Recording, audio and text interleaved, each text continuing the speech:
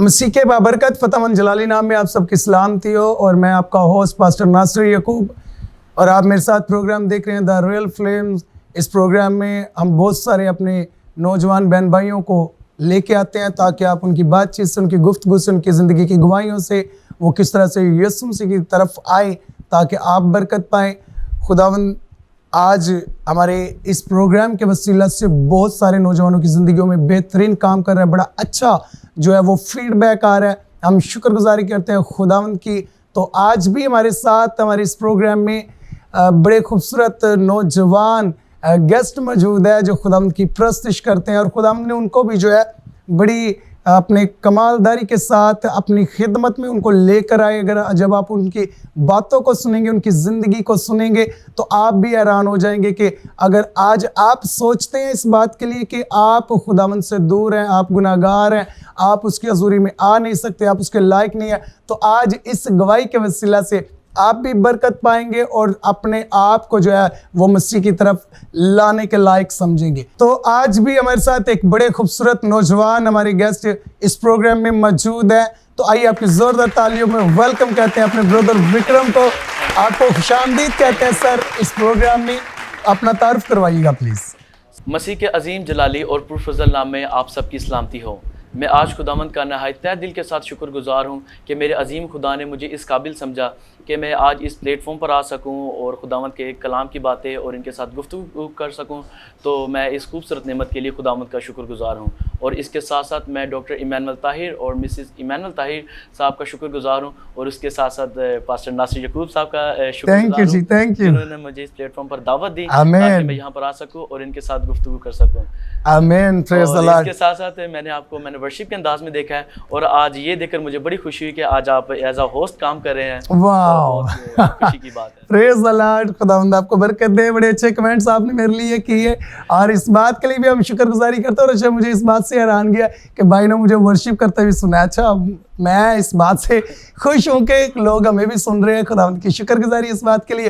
तो और मैं इस बात के लिए भी खुदावंद का शुक्रगुजार हूँ कि खुदावंद ने ये भी बरकत दी, ये भी तोड़ा दिया, क्योंकि जो दयानतदार होता है खुदावंद उसके तोड़ों को बढ़ाता है, और जो दयानतदारी से काम करता है उसकी बरकतों को, उसकी नेमतों को बढ़ाता है। तो खुदावंद की शुक्रगुजारी करते हैं इस बात के लिए भी खुदावंद ने हमें इस काबिल समझा कि हम प्रस्तुति के साथ साथ इस प्रोग्राम को भी होस्ट करें।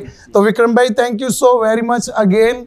खुदावंद आपको बरकत दे। हम जानना चाहेंगे आपके मुतालिक और आपकी फैमिली के मुतालिक कि आपके फैमिली में कौन कौन है। मेरा नाम evangelist and worshipper Vikram Chauhan official है, और मैं Bilal town Raymond road Lahore में रहता हूँ। और जो मेरा मदर चर्च है वो सेंट मरकज़ चर्च है, और मेरे रूहानी उस्ताद पास्टर सलीम साहब है जिनकी वसासत से मैंने बहुत कुछ सीखा है। मेरे पापा भी पास्टर हैं और वो भी खिदमत में हैं। आमीन। और हम 5 बहन भाई हैं, और सबसे बड़ा मैं हूँ, और मैं खिदमत में हूँ। तो खुदावंद का नहायत दिल के साथ शुक्रगुजार। वाह, प्रेज़ लॉर्ड। तो आपके पापा पास्टर हैं, तो इसका मतलब है कि आपके पापा पास्टर हैं, तो यकीनन आप खिदमत में होंगे। तो क्या ये पापा के दबाव की वजह से, या आप खुद इस काम में इंटरेस्टेड थे? मेरे पापा मुझे शुरू से बोलते थे कि बेटा आप खिदमत में आए, तो लेकिन मैं उनकी बात को हमेशा इग्नोर ही करता था। ओके। तो उन्होंने मुझे दिन ब दिन कहना करना, बेटा आप खिदमत में आ जाएं, खिदमत में आ जाएं। तो लेकिन मैंने उनकी बातों को हमेशा नज़रअंदाज किया। तो फिर मेरी ज़िंदगी में एक ऐसा मोड़ आया 2018 में, फिर मैंने ये वर्शिप करना स्टार्ट की। पापा, अच्छा, मैं एक और छोटी सी बात पूछना चाहता हूँ। अच्छा, नज़रअंदाज क्यों करते रहे आप? ज़ाहिर सी बात है, पापा पास्टर है, वो खिदमत में, और वो भी यही चाहते होंगे कि मेरा बेटा है पायलट है और खिदमत में है, तो क्यों नज़रअंदाज करते रहे? क्योंकि मैं इस काम को अच्छा नहीं समझता था। ओके। क्योंकि मैं समझता था कि मुझे बिजनेस फील्ड में आना चाहिए, क्योंकि जिसमें ज़्यादा पैसा हो, ताकि मैं अपनी फैमिली को अच्छे तरीके से रन कर सकूं। तो मुझे मेरे वालिद साहब, मेरी मदर मुझे बोलते थे कि बेटा आप खिदमत में आ जाओ। तो लेकिन मैंने हमेशा उनकी बात को नज़रअंदाज किया। तो मेरी ज़िंदगी में एक ऐसा वक्त आया कि 2018 में, तो मैंने अपने पापा का दिल रखने के लिए वर्शिप करना स्टार्ट कर दी। तो मैंने सोचा कि नहीं, चलो पापा का दिल रखने के वर्शिप करना स्टार्ट करता हूँ। तो फिर 2018 में मैंने ये वर्शिप करना शुरू की। वो मैं दिल से नहीं करता, सिर्फ फर्जी खिदमत कर रहा। फर्जी के मेरे डैडी कह रहे हैं, मेरे पापा कह रहे हैं, मेरी मम्मा कह रही है, तो चलो मैं जो है ना आर्जी तौर पर इसको स्टार्ट करता हूँ। ओके जी। तो फिर उसके साथ साथ 2018 गुजरा, 2019 गुजरा, 2020 गुजरा। फिर उसके बाद मेरी ज़िंदगी में 2023 आया। जो कि वो टर्निंग पॉइंट था 2023। वाओ। मेरी चर्च में मेरे जो रूहानी उस्ताद थे पास्टर मंजूर साहब, 2023 में उनकी डेथ हो गई। तो वो जो टर्निंग पॉइंट था वो मेरे लिए बड़ा ही एक अहम था। तब मैं बहुत रोया, बहुत दुखी हुआ कि ये मेरी ज़िंदगी में ऐसा क्या हो गया। जो मुझे समझाने वाला था वो भी इस दुनिया में नहीं रहा। फिर उनकी डेथ के फ़ौरन बाद ही मेरे पापा बीमार हो गए और वो एक कैंसर पेशेंट है। तो फिर मैं काफ़ी मुश्किलात में फंस गया। तो फिर मैं और मेरे एक दोस्त अलीशा भाई, फिर हम बैठे थे तो हम चाय पी रहे थे। तो मेरे दोस्त ने मेरे से सवाल किया कि अलीशा भाई आप 2024 में ऐसा क्या काम करना चाहेंगे कि मतलब हम तरक्की की राह में आगे बढ़ जाएं। तो फिर मैंने अलीशा भाई को जवाब दिया कि मैंने कहा अलीशा भाई कि अब मुझे लग रहा है कि अब मुझे खिदमत में आ जाना चाहिए। तो अब मैं सोच रहा हूँ कि मैं SMG कर लूँ। तो अलीशा भाई सुनकर बड़ा खुश भी हुए। तो फिर उन्होंने मुझे एक सजेशन दी। उन्होंने मुझे बोला कि आए हम कॉलेज में एडमिशन लेते हैं। तो फिर उसके बाद मैंने इनके साथ वादा किया कि हम 12वें महीने में ज़रूर जाएंगे। अच्छा, मैं आपकी बात को जो है वो इसमें इसको मज़ीद कंटिन्यू करेंगे। अच्छा, मैं ये ज़रा पूछना चाह रहा हूँ या सुनना चाह रहा हूँ ताकि हमारे नाज़रीन भी इस बात को सुने कि अचानक से एक वो लड़का जिसका ज़हन था कि मैं जो है वो इस काम में नहीं आना चाहता, इस खिदमत में नहीं आना चाहता, और उसके बाद अचानक से खुदा ने उसके जो माइंड को चेंज कर दिया कि वो इस खिदमत में इस कदर इन्वॉल्व हो चुका हुआ था कि वो बाद में कहता कि जी मैं जो है ना अब बाइबल कॉलेज में प्रॉपर जो है उस तालीम को हासिल करूंगा। तो कौन सा ऐसा इंसिडेंट आपकी ज़िंदगी में हुआ जिसकी वजह से ये टर्निंग पॉइंट होता है ना, कोई इंसिडेंट होता है तो आप फिर उसके बाद आपका यू टर्न होता है, आपका टर्निंग पॉइंट होता है। तो मैं वो पूछना चाह रहा हूँ कि वो कैसा क्या हुआ मौजज़ा जो आपकी ज़िंदगी में जो आप मसीह की तरफ जो है वो आप मुड़े? जी भाई, जैसे मैं आपको बता रहा था कि 2023 जो कि मेरी ज़िंदगी में आया। ओके। तो जब मेरे रूहानी उस्ताद की डेथ हुई, कि जो मेरे फादर थे उनके वो बीमार हो गए, कैंसर पेशेंट हो गए। तो फिर उसी के साथ मैंने ना अपनी ज़िंदगी में एक फ़ैसला किया कि नहीं मुझे इस फील्ड में आना चाहिए। आपने खुद फैसला किया? मैंने खुद फैसला किया। ओके।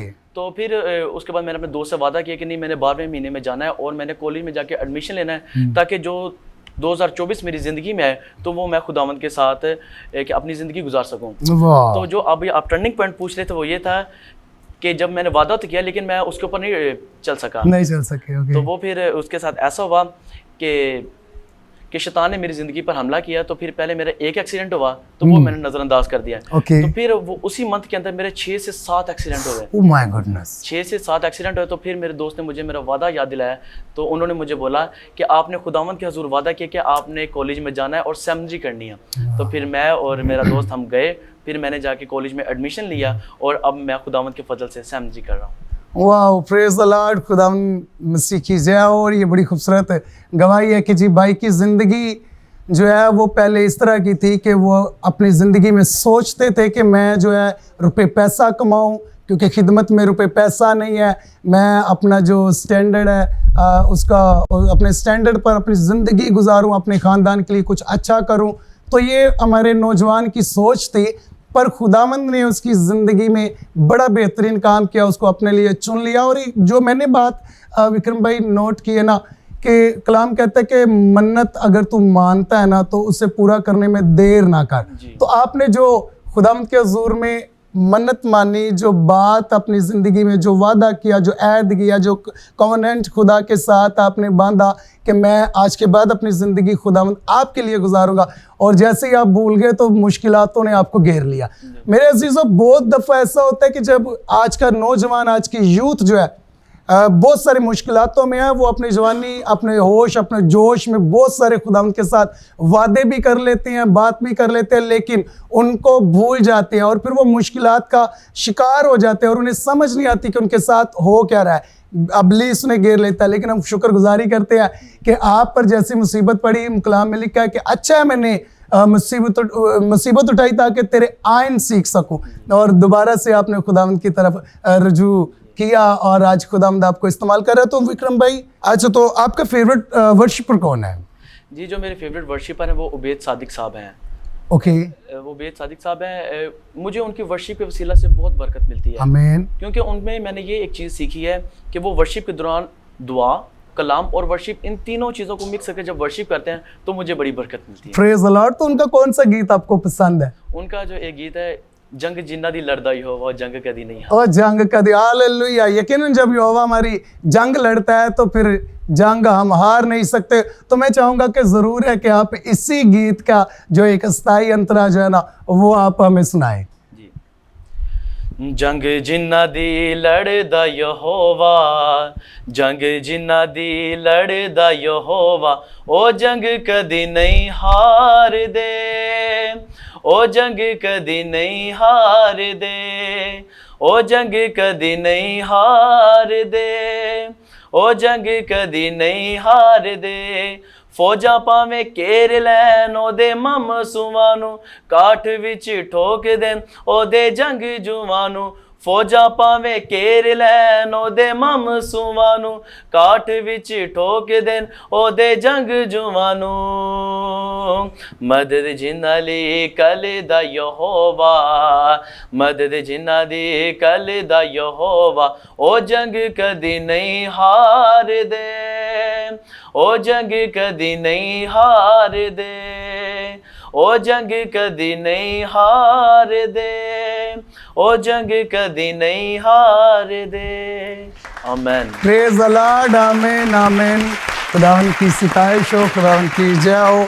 बड़ा ही खूबसूरत आपने गीत गाया। यकीनन मदद जिन्ना लई कलदा यहोवा और जंग कदी नहीं हार दे, क्योंकि जब जाती जूलियत के साथ दाऊद बादशाह की जब वो जंग हुई तो दाऊद बादशाह इस बात का जिक्र करते हैं कि तू तलवार और भाला लेकर आता है, पर मैं जो हूँ मैं यहोवा पाक खुदा के नाम से आता हूँ। तो यकीनन जब यहोवा पाक खुदा आपको आपके लिए मदद प्रोवाइड करता है तो देन मतलब आप उसको उस जंग को जीत जाते हैं। बड़ा ही खूबसूरत सिलसिला गुफ्तगू का जारी है। वक्त होता है एक छोटे से ब्रेक का। प्रोग्राम देखते रहिएगा the real flames only on Jarmaya TV.